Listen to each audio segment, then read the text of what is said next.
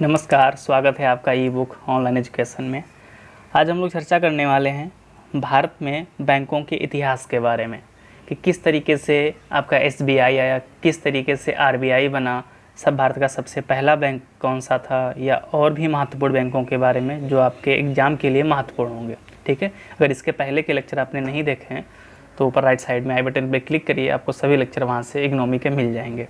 अगर आपको इस चैनल से कहीं ना कहीं कुछ ना कुछ फ़ायदा अगर मिल रहा हो तो सब्सक्राइब कर लीजिए इसको। तो देखते हैं भाई, जब भारत में बैंकिंग व्यवस्था नहीं थी तो क्या था, लोग कैसे वहाँ पे मैनेज करते थे। तो उसमें क्या था, एक साहूकारी व्यवस्था थी। अगर हम इतिहास की बात करें, प्राचीन काल में जाएं तो वहाँ पे साहूकारी व्यवस्था थी। अगर आप बहुत पिछड़े गाँव में जाओगे तो अभी भी कहीं ना कहीं आपको ये साहूकारी व्यवस्था देखने को मिलेगी। ये है क्या, ज़रा इसको समझते हैं। ठीक है, ये मान लीजिए कोई गाँव में है और वो व्यक्ति जो आपका वित्तीय समावेशन से परिचित नहीं है। अब ये एक नया टर्म आया आपका, वित्तीय समावेशन। ये क्या है भाई? ठीक है, अगर आपको याद हो 2015 में एक आपकी पीएमजेडीवाई योजना आई थी, यानी कि प्रधानमंत्री जनधन योजना। उसमें क्या हुआ था कि पूरे भारत में बहुत सारे बैंक अकाउंट खोले गए थे। अब वो जो चीज़ है पीएमजेडीवाई, कहीं ना कहीं इसी टर्म से संबंधित है। कैसे? अब जो वित्तीय समावेशन होता है उसमें क्या होता है कि कोई भी किसी भी समाज के हर एक व्यक्ति को बैंक से जोड़ना, बैंक व्यवस्था से जोड़ना, वो आपका वित्तीय समावेशन होता है। ठीक है, लेकिन जब वित्तीय समावेशन, जिसको जानकारी, अभी भी बहुत सारे लोग हैं जिनका बैंक में अकाउंट नहीं है, वो क्या कर रहे हैं, जिनको पैसे की ज़रूरत है, बहुत लोन के बारे में तो पता नहीं है, पढ़े लिखे नहीं है, इसीलिए तो क्या करेंगे, मान लो उनके गाँव में कोई पैसे वाला है, कोई रईस है या साहूकार ही मान लीजिए, कोई पैसे वाला है, तो वो लोग क्या करेंगे, अपने घर का कोई सामान जैसे सोना चांदी कुछ भी ले लीजिए, या खेत का कोई छोटा सा टुकड़ा या जानवर, तो वो उसको दे देंगे। जा करके बोलेंगे साहब ये तब तक रख लो, आप कुछ पैसे हमको चाहिए आप दे दीजिए, और जब हम आपके पैसे वापस कर दें तो आप हमको ये चीज़ या कुछ भी, जो भी जिसके बदले भी पैसे लिए हों, वो आप हमको वापस कर देना। तो यही आपकी साहूकारी व्यवस्था होती है।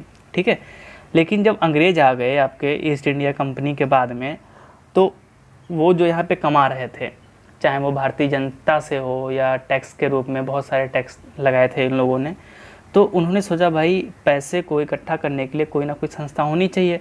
तो उन्होंने आधुनिक बैंकिंग व्यवस्था का विकास कर दिया। यहाँ पे जो पूरी की पूरी व्यवस्था थी वो यूरोपीय पद्धति पे थी, जो वर्तमान में यूरोप में या उस समय भी यूरोप में जैसे व्यवस्था होगी उसी व्यवस्था के आधार पर, उसी तर्ज पर क्या किया, भारत में जो पहला बैंक था, बैंक ऑफ हिंदुस्तान के नाम से 1770 में कलकत्ता में स्थापित किया गया। यहाँ से आपको याद रखना है, कई बार पूछा गया है कि भारत का पहला बैंक कौन सा था। ठीक है, बैंक ऑफ हिंदुस्तान था। अब देखो नाम लग रहा है कि ये सभी जो है भारतीयों के द्वारा बनाया गया होगा, लेकिन पूर्ण रूप से ये जो बैंक ऑफ हिंदुस्तान था ये विदेशी था। ठीक है, और ये बाद में ये असफल हो गया क्योंकि यहाँ से कोई रेवेन्यू नहीं आ रहा था। तो अंग्रेज़ों ने सोचा भाई फालतू का हम लोग यहाँ पे मैन पावर लगा रहे हैं, इंफ्रास्ट्रक्चर यहाँ पे बिल्ड कर रहे हैं, तो इसीलिए ख़त्म कर दिया इसको।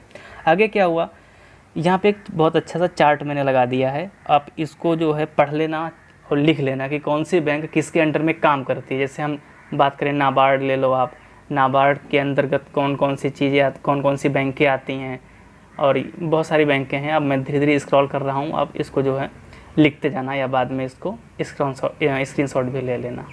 ठीक है, हाँ आगे देखते हैं। अगला आपका आता है प्रमुख बैंकें, जहाँ से हमारी एसबीआई निकल के आई, यानी कि एसबीआई की जो मूल रूप से जड़ हैं वो ये 3 बैंक हैं। अब देखते हैं कैसे धीरे धीरे।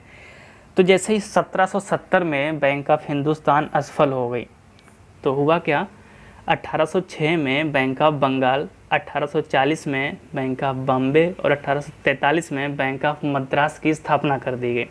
और ये जो तीनों बैंकें हैं ना, ये पूर्ण रूप से विदेशी इसमें शेयर होल्डर थे। ये जो शेयर आया, सब शेयर क्या होता है, डिबेंचर क्या है, और ये प्रतिभूतियाँ क्या होती हैं, गवर्नमेंट सिक्योरिटी क्या होती है, ये सब हम बाद में पढ़ेंगे अच्छे से। ठीक है, यानी कि इन तीनों बैंकों के जो शेयर होल्डर थे विदेशी थे वो, लेकिन स्थापित भारत में की गई थी। और नीचे लिखा भी आपका है कि तीनों बैंकों के शेयर होल्डर विदेशी थे, भारतीयों का इनमें कोई शेयर नहीं था, यानी कि एक भी रुपये इसमें भारतीयों का नहीं लगा था, पूर्ण रूप से विदेशी थे। फिर क्या हुआ, जैसे ही ये अच्छे से ग्रो कर गई तीनों बैंकें, तो 1921 में इन तीनों बैंकों को क्या किया, मिला दिया गया। यानी कि चाहे वो बम्बई की हो, चाहे कलकत्ता की हो, चाहे वो मद्रास की हो, तीनों को मिला दिया गया। और इम्पीरियल बैंक ऑफ इंडिया की स्थापना कर दी गई।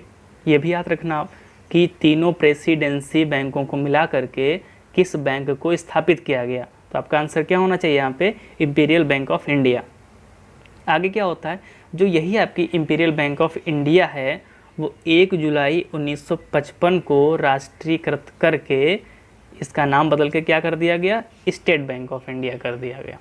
तो अब समझ में आया आपको कि ये जो SBI आई है वो कहाँ से निकल के आई है, जो तीनों प्रेसिडेंसी बैंक के थे उनको मिला के आपका 1921 में इम्पीरियल बैंक ऑफ इंडिया बनाया गया। उसके बाद में 1921 वाली जो बैंक थी उसी को राष्ट्रीयकृत कर दिया गया, कब, 1955 में, और SBI बना दिया गया। राष्ट्रीयकरण का मतलब क्या होता है कि कोई भी बैंक का जो आधिपत्य है वो सरकार के अंतर्गत चला जाए, यानी कि उसका पूर्ण देखरेख पूरी रूप से जिम्मेदारी सरकार के अंतर्गत आ जाए। ऐसा क्यों होता है, क्योंकि बहुत सारी बैंकें भी प्राइवेट हैं तो वो अपना मनमानी करती हैं, अपने हिसाब से वो दरें लगाती हैं, चाहे वो लेना हो रुपए को या लोन को देना हो तो अपने हिसाब से करती है। इससे क्या होता है कि जो बैंकिंग सिस्टम है पूरा का पूरा बिगड़ जाता है, उसमें सरकारी बैंकों का बहुत लॉस होता है। ठीक है, या तो बहुत कम कर देंगे प्राइवेट वाले तब भी नुकसान होगा, बहुत ज़्यादा कर देंगे तब भी नुकसान होगा कहीं ना कहीं। तो इसीलिए जो बड़ी बैंकें हैं उनका राष्ट्रीयकरण अब भी चल रहा है। आप देखोगे इसी साल कि PNB में 3 बैंकें मिला दी गई हैं। ठीक है, तो कहीं ना कहीं आपका समाज के कल्याण के से ही संबंधित आपका है।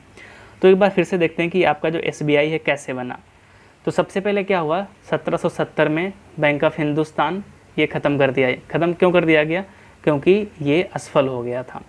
उसके बाद में क्या हुआ, तीनों प्रेसिडेंसियों में बैंक खोली गई, चाहे वो 1806 की हो, चाहे वो 1840 की हो, चाहे वो 1843 की हो।